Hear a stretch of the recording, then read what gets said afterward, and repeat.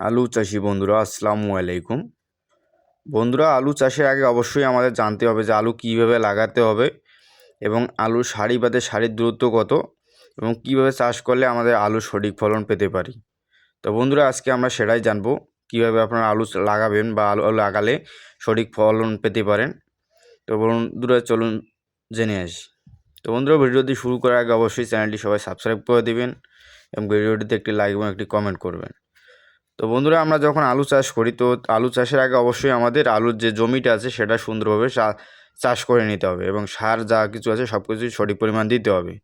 দেওয়ার পর যে আমাদের আলুর বীজ লাগানোর যে নিয়মটা সেটাই হচ্ছে আসল বিষয়। তো আলুর বীজ যদি আমরা ঠিকমতো মানে লাগাতে না পারি জমিতে, না আলুর কত দূরত্বে লাগাতে হবে এবং আলুর সারির দূরত্ব কত হওয়া উচিত, কোন জাতের আলু কতটুকু দূরত্বে লাগানো উচিত, আমরা যদি সেটা জানতে না পারি তো আলুর কিন্তু আমরা সঠিক ফলন পাবো না। দেখবেন যে আলু লাগাচ্ছি ঠিকই কিন্তু আলুর গাছ হচ্ছে কিন্তু নিচে আলু হবে না। তো আলু লাগানোর আগেই আপনাদের জানতে হবে যে আলু কতটা দূরত্বে আমরা আলুর বীজগুলো লাগাবো।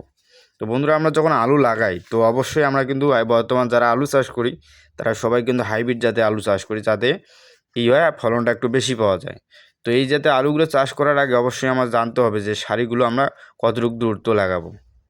তো আমরা এই সময় কিন্তু জমি তৈরি করার পর যখন আমরা আলুগুলো লাগাবো, সারি থেকে সারির দূরত্ব আমরা 50 থেকে 60 সেন্টিমিটার দূরত্ব অথবা 22 থেকে 24 ইঞ্চি দূরত্ব লাগাবো। মানে এক সারি থেকে আর এক সারির দূরত্ব হবে 22 থেকে 24 ইঞ্চি। এবং আলুর বীজ যখন আমরা বসাবো, আলুর যে বীজ আছে সেই বীজটা আমরা বসাবো মনে করেন যে 8 থেকে 10 ইঞ্চি দূরত্বে। এক বীজ থেকে আর এক বীজের দূরত্ব 8 থেকে 10 ইঞ্চি। তো এইভাবে যদি আমরা আলু লাগাতে পারি, এই যে আলুর গাছটা দেখেন, এই গাছ থেকে এই গাছের দূরত্বটা হবে 8 থেকে 10 ইঞ্চি। তো এইভাবে কিন্তু প্রতিটা লাইনে এইভাবেই লাগাতে হবে, বেশি ঘন করা যাবে না। ঘন করলে হবে কি আপনার আলুর গাছ হবে কিন্তু দেখবেন যে আলুগুলো ধরতে পারতেছে না এবং আলুর গাছেই শুধু আপনার জমিতে দেখতে পাবেন। তো সেক্ষেত্রে অবশ্যই আপনাদের আলু লাগানো মানে বীজের দূরত্বটা অবশ্যই সঠিক নিয়মে লাগাতে হবে, কারণ সঠিক নিয়মে লাগালে আপনাদের আলুর গাছটা আলো বাতাস পাবে, পর্যাপ্ত আলো বাতাস পাবে এবং সূর্য আলো পাওয়ার কারণে গাছটার যে খাদ্যের প্রয়োজন সেটা সে পরিপূর্ণ খাদ্য পাওয়াতে দেখবেন আপনার আলুর যে বীজটা হয়েছে সে দানা আলুর যে চলে আসবে, সে আলুটা আপনারা পরিপুষ্ট আলু হয়ে আপনারা পাবেন।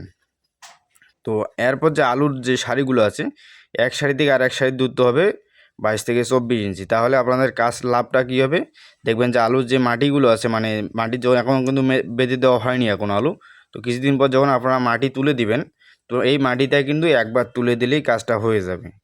তো অনেক সময় আলু ঘন গাড়ার কারণে দেখবেন যে এক সারি থেকে সারির দূরত্ব যখন কম দেবেন তখন দুইবারও বেঁধে দিতে হয়।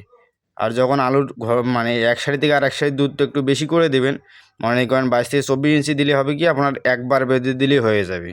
পরবর্তীতে যদি আপনারা বেঁধে না দেন তাও হবে। আর এতে করে আরেকটা লাভ হবে কি, আপনার যে আলুগুলো অনেক সময় বাইরে বের হয়ে আসে, এ সময় মানে আলুর সারিগুলোর দ্রুত কম হয়, মাটি তুলে দিলে পরবর্তী দেখবেন যে আলুগুলো আপনার মানে মাটির বাইরে বের হয়ে আসতেছে।